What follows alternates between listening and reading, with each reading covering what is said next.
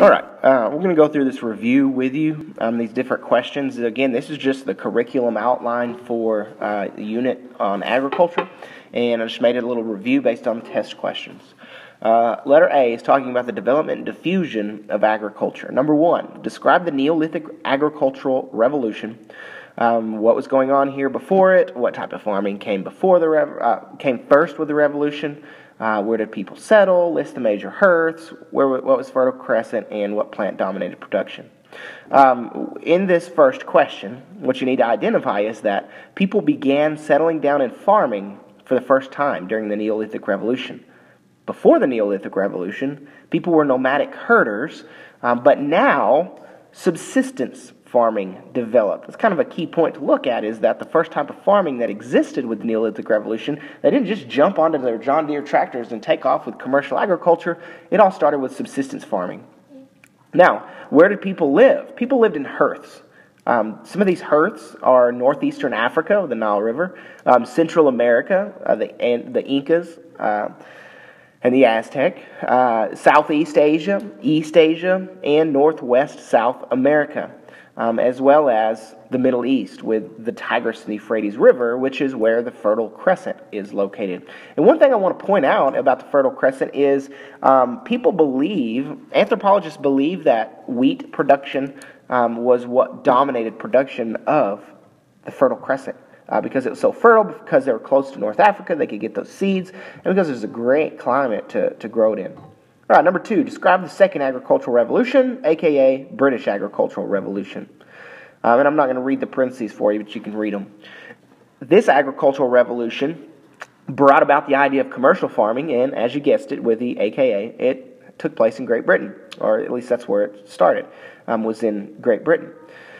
This happened right before the Industrial Revolution. Kind of important to understand that timeline, as they did not steal any workers away from the Industrial Revolution. What it did allow for is it allowed for new innovations and new inventions, and it also allowed for more people, which was what the Industrial Revolution needed. They needed labor, and the Second Agricultural Revolution created that. It allowed for a population boom.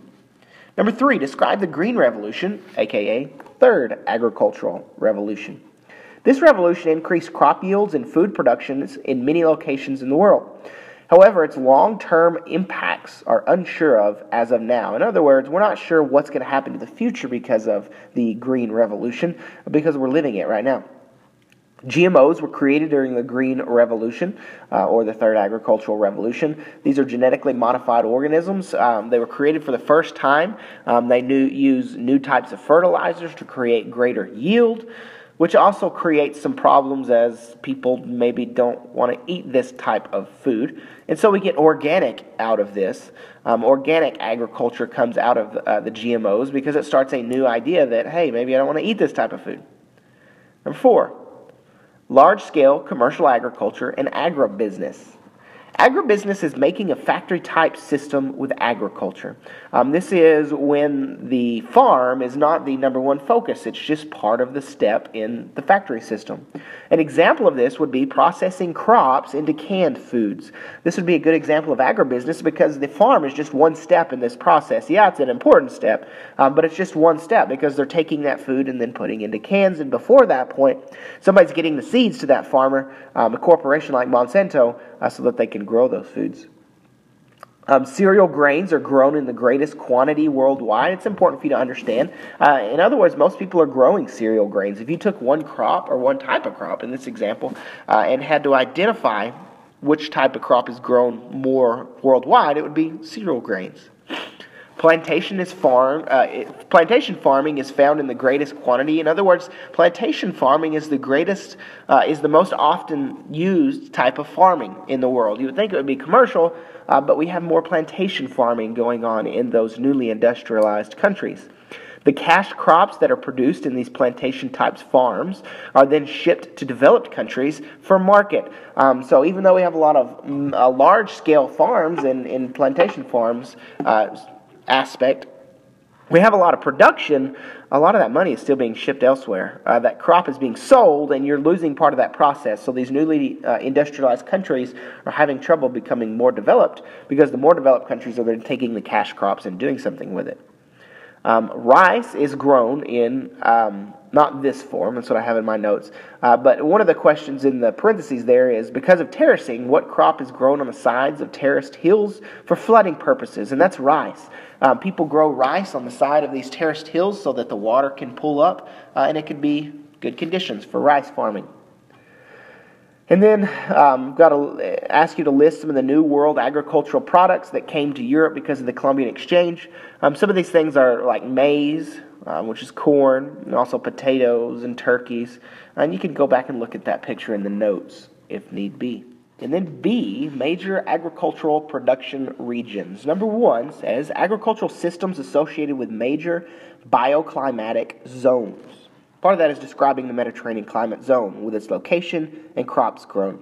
Around the Mediterranean Sea is where you're going to find most of the Mediterranean climate zones. However, parts of Australia and California also have Mediterranean type of climate zones. This climate zone is somewhat humid, but it also has enough rain to grow crops, and it has warm temperatures. Some of the crops that can be grown in the Mediterranean climate zone are olives, grapes, dates, and figs.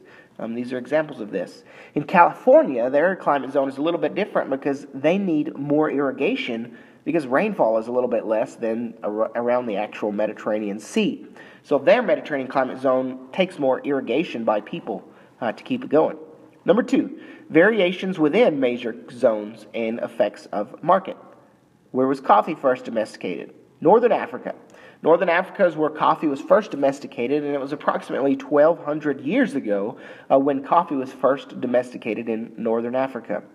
How does the equator affect climates? Probably can guess it, but it's warmer around the equator because more of the sun's direct rays are hitting the equator, and because of this, they have longer growing seasons than other places that are closer to the poles of the Earth's surface. Because it's warmer and you have more direct rays of the sun. And then how does seas and oceans affect climates? Locations farthest from large bodies of water have the most extreme climates. Because the less water you have in the air, the more variations and more extreme types of climate you can have. Number 3, interdependence among regions of food production and consumption. Why has grain production since 1950 grown so much?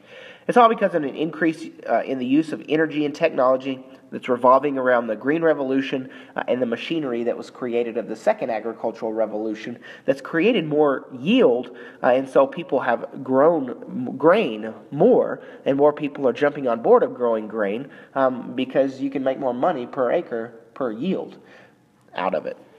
Letter C, rural land use and settlement patterns. This one's mainly revolving around von Thunen and how people are affecting the Earth's surface. Number 1, models of land use. And in this one, we're totally looking at von Thunen. Remember with von Thunen, he's the one that had the rings. And in the first ring, you had the city center.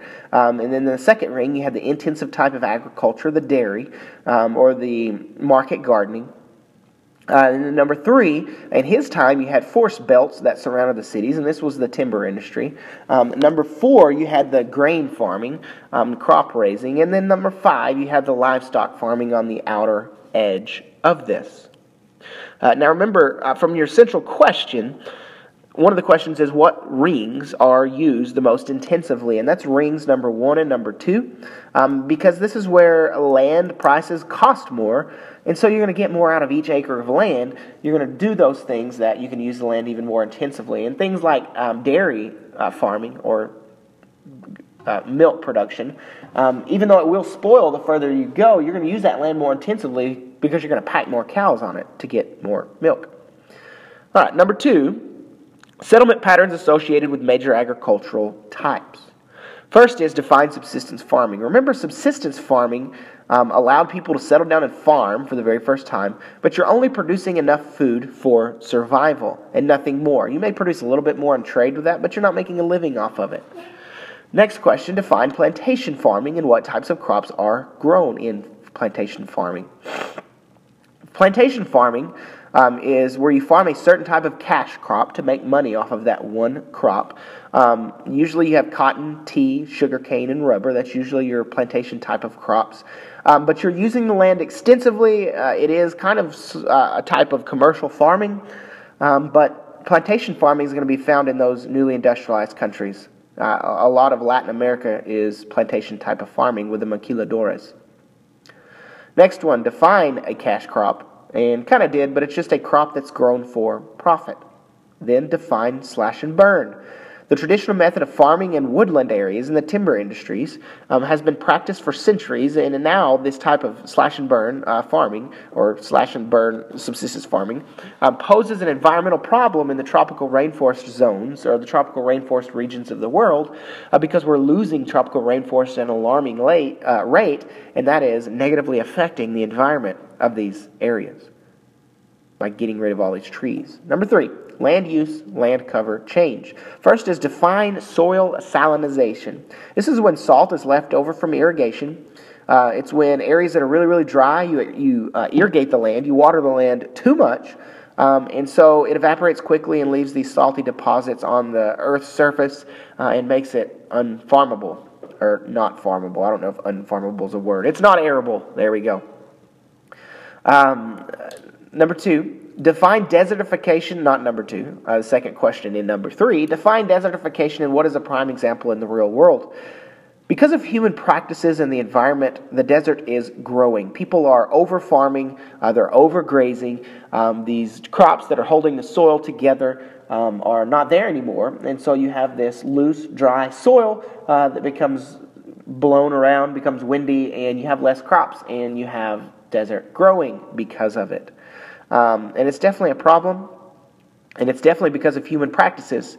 The Sahara, the world's largest desert, is growing, and the Sahel region, just south of it, is also growing because it's shifting further south. It's covering lands that used to be grasslands, and now they're becoming steppe type of climate zones, and then as time goes on, becoming desert. And this is the desertification process. Land settlement patterns such as plots of squared off land and is what? Okay, that didn't make a whole lot of sense. So basically this one is asking what type of settlement pattern takes plots of land and squares them off. And that was the township and range system, very similar to what Thomas Jefferson set up in the very, very beginning of the United States. This is where you have squares, and that's why a lot of American cities look square-ish. Letter D, issues in contemporary commercial agriculture. Number 1 is looking at biotechnology, and what I want you to do with this, even though I left a parentheses off, I see, is mainly just define GMO. A GMO is a genetically modified organism. They're used to increase agricultural productivity and increase the pest resistance of many crops. Number 2, spatial organization of agriculture. What type of farming practices are growing worldwide? Commercial farming, this is the one that's growing worldwide because the local farmer is being run out of business because they can't compete with agribusiness as a whole. So commercial farmers are taking over these smaller family-owned subsistence-type farming plots all over the world because these subsistence-type plots can't keep up. They're not able to do so. And even the plantation type of farming is not able to keep up with this large-scale commercial farming because they're selling all these crops to the more developed nations, and it's not getting them out of this newly industrialized type of zone. What is this doing to farmers all over the world? Modern farmers are engaged in production, research, marketing, and some manufacturing of their own. So farming is kind of moving up into the secondary or the tertiary and even quaternary type of economic activity because they're doing these different things: research, marketing, manufacturing, and even production as commercial farming moves up. Number 3, environmental issues. Limiting production and ensuring for future use is referred to as what? Sustainable farming. Remember, the word sustainable is just where you're trying to keep things around, not trying to completely quit using them now, but use them in a way that they'll be there in the future. And sustainable farming is the same way. You're ensuring for the future use of whatever it is that you're farming. Number 4, organic farming and other types. Define crop rotation. Crop rotation is reducing the risk of nutrient depletion in the soil. A farmer changes what is grown on a specific plot of land and rotates those crops, hence crop rotation. Mind blown.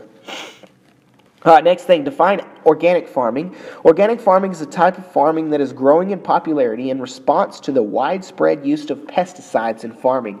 Organic farming has come out of the Green Revolution because people are combating the Green Revolution with organic farming. And it's kind of taking hold in the supermarkets nowadays. You see more and more organic products because this trend is being adopted by consumers. Define a truck farm. Not necessarily where you're selling things out of your truck, but a lot of times that's what happens. This is just a type of farm that refers to bartering. This is kind of your farmer's market. You're bartering for the price of those items. Remember, that's what the word truck kind of essentially meant in olden times, was to barter. It is similar to farming in a farmer's market, and so a lot of the products that you're going to have for truck farming are green beans, okra, strawberries, and watermelons. Basically, anything that you might see in a farmer's market would be a truck market or a truck farm type of good. Number 5, global food distribution. Define pastoral nomadism. This is where herders who move herds constantly move in order to find food sources as old sources are depleted. So basically you're following the herds around. This is a type of subsistence farming. It's where you're moving around and following those herds. Define feedlots and describe their type of land use. A feedlot is a type of animal feeding operation that prepares an animal for slaughter by increasing their weight. And remember from the documentary Food Incorporated, this is where you're using the land very intensively because you're packing those cows on there so that they can pack on that weight and you can pack up that meat and make a lot of money off of it.